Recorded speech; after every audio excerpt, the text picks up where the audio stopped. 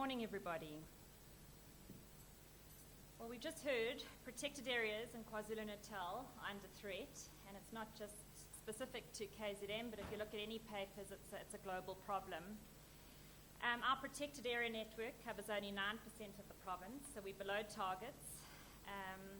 All of our 70 terrestrial state protected areas managed by Izimbelo are facing mounting land use threats, ranging from agriculture, urbanization, mining, heavy industry, and service infrastructure. Dr. Debbie Jewett wrote a paper recently, Protected Areas are increasingly becoming islands as a result of land transformation, and that's what we are seeing. And as Irene has just mentioned, land use change is not just restricted to areas outside our parks, but also inside our parks. So Irene's spoken about linear projects, but we've also got unlawful grazing, in some cases people building houses, so quite a scary picture. These are just also a few applications on my desks that are dealing outside protected areas, but they're big issues. The IMFOLOZI housing, mining, I believe the cable car's back. Down on the south coast, our small little reserves there. I think we're going to hear from Peter Taylor later. The macadamia industry just going wild, lots of compliance cases with mac farming right on the boundaries. And then obviously you're concerned with aerial spray drift of toxic chemicals into our protected areas. So I'm just using the IMFOLOZI Park, which is our flagship protected area, as a case study just to unpack some of these complicated issues that we are facing today. Now the IMFOLOZI Park is the oldest proclaimed protected area on the African continent. It's 124 years old this year. It's the largest and one of only 10 Big Five reserves in the province. It supports the highest density of white rhino in the world, and that the area that is today known as the IMFOLOZI Park was actually first set aside as a royal hunting ground in the 1820s by Zulu King Shaka. So even in the global context, conservation space, it's a very important area, the history of this park. And you will notice that hashed area there, that is the UMFOLOZI Wilderness Area, 32,000 hectares in extent. And as we know, just globally today, finding areas of wilderness is, it's not easy to find today. Just to give you an idea of the complex socio-political landscape around the park, this map depicts it. 3 district municipalities, 6 local municipalities. We've got land claimants with 4 trusts, 10 Amakosi, 36 Isiduna, 52 communities. And what we're finding is that the people living adjacent to the park are largely unemployed, and they're also disillusioned with government. And we seem to be government and living right next door. This is a slide that Dr. Debbie Jewett did with some Landsat imagery that she worked on. And we can see that the park is fast becoming an island in a sea of anthropogenic transformation. And you'll notice that last map is 2011, so I just shudder to think what 29 is currently looking like. This map just shows a few of the applications that I'm trying to deal with on my desk at the moment. At the top, Zululand Anthracite Colliery. It's an existing mine, but they're proposing a new adit and a new open cast pit. Hectic water concerns, so we've outsourced that to private consultants just to try and help me get through all the very complicated soil chemistry pages. Tendele coal in the yellow area, the Somkela coal mine. Any of you that know the park will know that mine. They're constantly expanding, and we're dealing with offsets as we talk.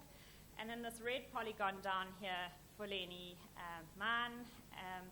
And while we were dealing with Tendele and Nkosi Mkonazi in a meeting, I learned of this purple Mpukunyane rural subsidized housing project that didn't require an EIA because their RDP houses are being built within existing amuzis.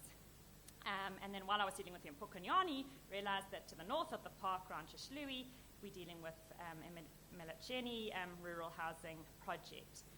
A few pictures of Tendele coal taken just the other day. Certainly this is not the kind of land use that we want to see adjacent to a protected area. This area here shows the proposed Fuleni mine site, and I've heard we've got a tip-off that it's very much back on the cards again. So you can notice in the front of this picture the UMFOLOZI River, so all the water impacts. This area, critical biodiversity area, prime black rhino habitat, Alomalithia over 100 years old. So, yeah, quite a frightening story. Now, I mentioned these rural housing projects. Obviously, housing on the park boundary is emerging as a threat, and I think you can all appreciate that it's a very sensitive issue. You know, we can be bold with mining, perhaps, but when we come to a basic right in people's houses, it gets more tricky. This map here is the 2015 Eskom settlement data, again, very outdated. These photos were literally taken off my cell phone just a few weeks ago on the HLUHLUWE, and you can just see we've just in the last few years the sort of incremental creep of houses into the viewshed of our protected areas. Here's the Mpukunyoni Rural Housing Project, and at the top there the Milecheni. We were told that they actually at implementation stage, phase 2. Those are beneficiaries, so it's going to be a very complicated one to try and solve. But why is rural housing a concern? It's obviously not as hectic as mining, but the densification of houses and people adjacent to the park is of concern. By government providing these RDP houses, it certainly just entrenches people living on the park boundary and exacerbates the poverty situation. There are very few jobs out there. We've had numerous cases where community have taken down our fences and fence poles demanding permanent jobs. HLUHLUWE IMFOLOZI Park currently employs 2,200 people. Obviously included in that is the special projects. We can't employ more people. Visual intrusion into the park, particularly lights at night, is an issue. Impacts on our visitor experience, the sense of place of the park, what people are paying money to come and experience, and obviously their biodiversity impacts along with that. Another concern is that it makes it easier for rhino poachers to enter and escape the park without being noticed when there are lots of people and lots of houses and it's busy. Poor service infrastructure in remote rural areas, water quality and quantity issues we are experiencing, boreholes being sunk, competing with the water resources, no waste removal. And then obviously the human-wildlife conflict, which I think Andy spoke about in his talk, is Imvelo currently has a budget of 1.5 million rand for human-wildlife conflict, and inevitably we can't satisfy people that have had cattle or livestock taken. So it's just a vicious circle and just causes conflict. If we look at our integrated management plan for the park, and we start unpacking the purpose and values of the park, I think we can appreciate that this encroaching development on our boundary makes it very difficult for us to actually ensure that the values of the park, we hold on to those values. So let's look at some of them: protect and conserve species of conservation significance, conserve the integrity of the IMFOLOZI Wilderness Area. So it's becoming harder for us to get it right in the park. So we realize, and probably a bit late, some of you might say, look, the horse is bolted, we need a buffer zone to the HRP or to the HLUHLUWE IMFOLOZI Park to protect the park from incompatible land use activities, encourage compatible land use activities in the biodiversity economy, and obviously protect adjacent communities from dangerous animals. So our bi-regional planner, Felicity Elliott, embarked on a project she's developed, along with the help of staff, HRP development buffer for ultimate incorporation into municipal and sector spatial planning. A few of the maps, and I said to Felicity she'll have to give a presentation next year to unpack how she did this, but you'll see we've got biodiversity protection around the park, so those are generally our critical biodiversity areas and protected area expansion opportunities.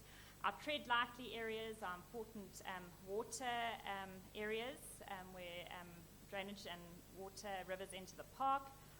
Safety area, we calculated that to be 2 kilometres, and we recognised that was a compromise because it's really the reaction time from when we get that call to an elephant's escape to a lion's escape for our game capture guys to get out there and just avoid conflict and destruction. And sensitive viewscapes, and then obviously other layers that we would like the mining and the infrastructure guys to look at. But what does this mean? So I immediately overlaid the human safety zone over the Maleche Phase 2 housing project. This is just the first start, just 300 houses here. And immediately we see 50 houses within the safety zone. Just going back to this and the whole buffer zone concept, and I hope to chat to Sam a little bit later, but I think possibly one of the reasons why we haven't developed a buffer zone is because there's obviously a legacy and a history associated with protected areas. And now, for us to go out now and exert our control in these areas adjacent to the park might not be viewed too positively by people in those areas. So we thought, look, we need to, instead of talking about constraints and limitations, let's turn this around, from being restrictive to opportunistic and to opportunities. And from this buffer plan, we've developed a community beneficiation project. So this was based on the HRP buffer layers. We went to Google Earth and used local knowledge from our community conservation officers and guys on the ground. We then had a workshop, a think tank, where we identified compatible land use activities for these various zones and tried to, for every zone, identify unique selling points with the ultimate plan to link communities to potential investors. Just a few of these beneficiation sites. This is the HLUHLUWE Dam, and you can just see the opportunities. It could be as big as small as the community wants it. We could look at dropping fences and allowing the elephant to move into this area, or there's just lots of opportunity. I know the Nkosi is talking about houseboats and all sorts of exciting, interesting things.